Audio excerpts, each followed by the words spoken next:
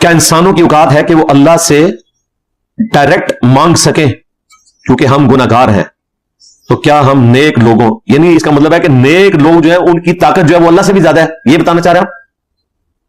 اسے تو یہی لگ رہا ہے کہ اللہ تعالیٰ تو گناہگار بندوں کو نہیں سنبھال سکتا، اس کے لیے بابے چاہیے سنبھالنے کے لیے۔ قرآن میں تو لکھا ہے سب سے نیک انسان اس کائنات میں اگر کوئی ہے تو وہ ہے جس کی قبر مدینے میں، صلی اللہ علیہ وآلہ وسلم۔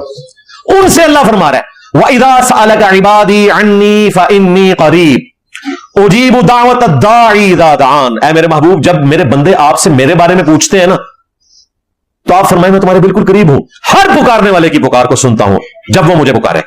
سب سے بیسٹ موقع تھا کہ کہا جاتا ہے کہ اے نبی ان سے فرماؤ کہ میرا وسیلہ بیچ میں ڈالو اللہ تک پہنچنے کے لیے۔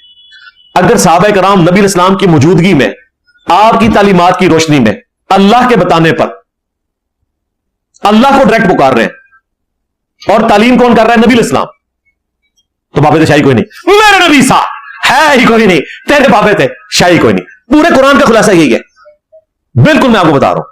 قل انی اخاف ان عصیت ربی عذاب یوم عظیم۔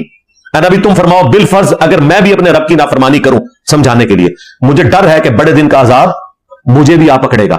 سورۃ الانعام، سورہ الزمر، سورہ یونس، 3 جگہ یہ آیت آئی ہے۔ تو مجھے بتائیں اگر نبی علیہ السلام کے ذریعے یہ کہلوایا جا رہا ہے کہ اگر انہوں نے بھی اپنے رب کی نافرمانی کی تو پکڑے جائیں گے، تو بابے تھے شاہی کوئی نہیں، میرے نبی سا ہے ہی کوئی نہیں، تیرے بابے تھے شاہی کوئی نہیں۔ جیسے وہ 31 دفعہ آتا ہے نا فَبِأَيِّ آلَاءِ رَبِّكُمَا تُكَذِّبَانِ، میں کہتا ہوں جی پورے قرآن کا خلاصہ یہ ایک جملہ ہے کہ میرے نبی سا ہے ہی کوئی نہیں، تیرے بابے تھے شاہی کوئی نہیں۔ یہ اللہ بھی کہہ رہا ہے کہ میرے نبی سا ہے ہی کوئی نہیں، تیرے بابے تھے شاہی کوئی نہیں، اور نبی کے ماننے والے بھی کہہ رہے ہیں کہ میرے نبی سا ہے ہی کوئی نہیں، تیرے بابے تھے شاہی کوئی نہیں۔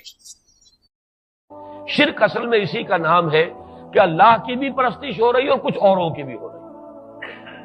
اللہ سے بھی دعا کی جا رہی ہے، کچھ اوروں سے بھی کی جا رہی ہے، کسے باشد وہ کوئی اور کوئی بھی ہو، وہ نبی ہو، ولی ہو، وہ کوئی ہو، کسے باشد، ملائکہ ہو، جنات ہو، جن سے بھی دعا کی جا رہی ہے اور جن کو بھی سمجھا گیا ہے کہ وہ مشکل کشا ہیں، حاجت روا ہیں، تکلیفیں دور کر سکتے ہیں، اولاد دے سکتے ہیں، ان کی نگاہ کرم سے قسمت پھر سب معبود کسے باشد۔